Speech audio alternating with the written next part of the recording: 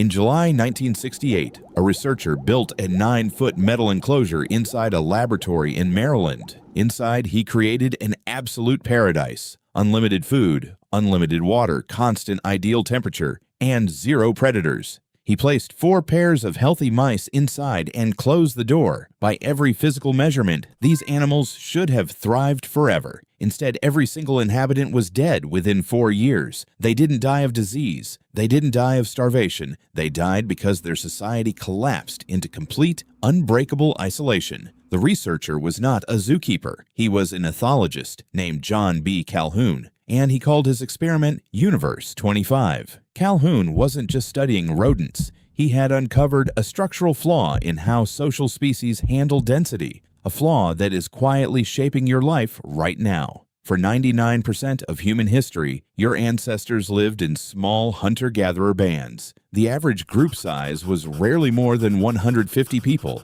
In that environment, isolation meant physical death. If the group rejected you, you did not survive the winter. Because of this, your brain evolved a hypersensitive threat system for social connection. When you feel lonely, your body doesn't treat it as an emotion. It treats it as an emergency. Your cortisol spikes, your blood pressure increases, your immune system shifts into survival mode. Loneliness triggers the exact same neural pathways as physical pain. Now contrast that biological design with your current environment. You are surrounded by more human beings than any ancestor could imagine, yet you are more socially isolated than at any point in recorded history. This is not an accident. It is an architecture. To understand how this architecture works, we have to look back at day 315 of Universe 25. By this phase, the mouse population reached 620 animals. Physical space was still abundant, but social roles had completely broken down.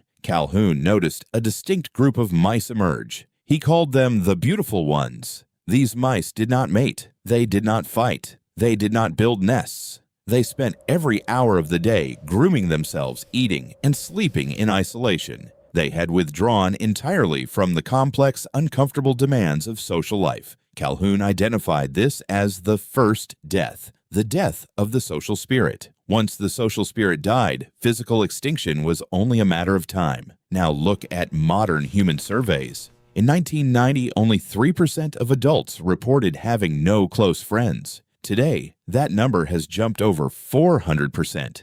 More than half of young adults report feeling that nobody really knows them well. We have entered our own version of the behavioral sink. Here is the uncomfortable truth. A connected community is economically inefficient. If you share a lawnmower with 4 neighbors, the hardware industry sells 1 lawnmower. If you live in 4 isolated suburban homes, they sell 4 lawnmowers. If you cook dinner with friends, no food delivery platform takes a 30% service fee. If you have a strong local network to talk through your anxieties, you spend less money compensating for them. The modern market economy does not just profit from isolation, it requires it. Urban designer Ray Oldenburg identified the critical vulnerability in human society. He pointed out that healthy human life relies on 3 distinct spaces. The first place is your home. The second place is your work. The third place is where you anchor yourself socially: cafes, parks, public squares, community halls, spaces where you can sit without paying money, meet strangers, and belong without a commercial purpose. Over the last 40 years, third places have been systematically erased. When physical spaces disappeared, digital platforms stepped in to fill the vacuum.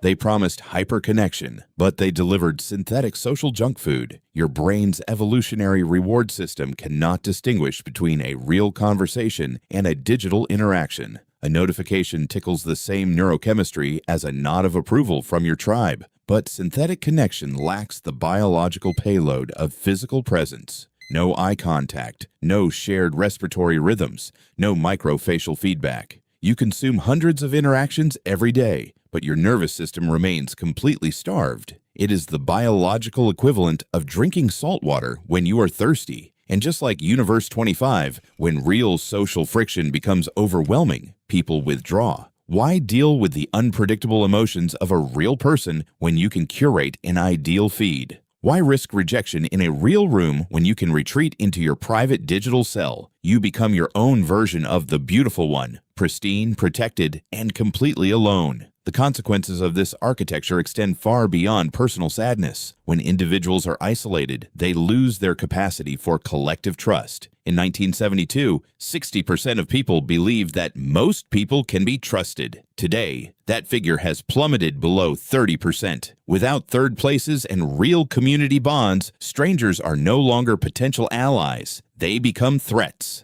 Anxious, isolated brains are remarkably easy to manipulate. They buy more status symbols to signal worth to people they don't know. They consume more outrage content because fear provides a temporary sense of alertness. They join aggressive online tribes because fake solidarity feels safer than total isolation. The system did not set out to make you miserable. It simply discovered that an isolated human is an infinitely better consumer. When John Calhoun published his findings on Universe 25, the world treated it as a prophecy of doom. Media headlines warned that overpopulation would inevitably destroy human nature, but critics later pointed out a fundamental flaw in comparing mice to men. Mice are trapped by the physical geometry of their enclosure. They cannot redesign their space. They cannot invent new ways of connecting. They cannot choose. You can. The architecture around you was built by human decisions, which means it can be dismantled by human decisions. You are not broken because you feel lonely in a crowded room. Your nervous system is functioning perfectly. It is telling you that the environment is wrong. You do not fix an epidemic of isolation by buying another product or scrolling another hour. You fix it by reclaiming the physical friction of real life, by showing up in spaces where nothing is being sold to you,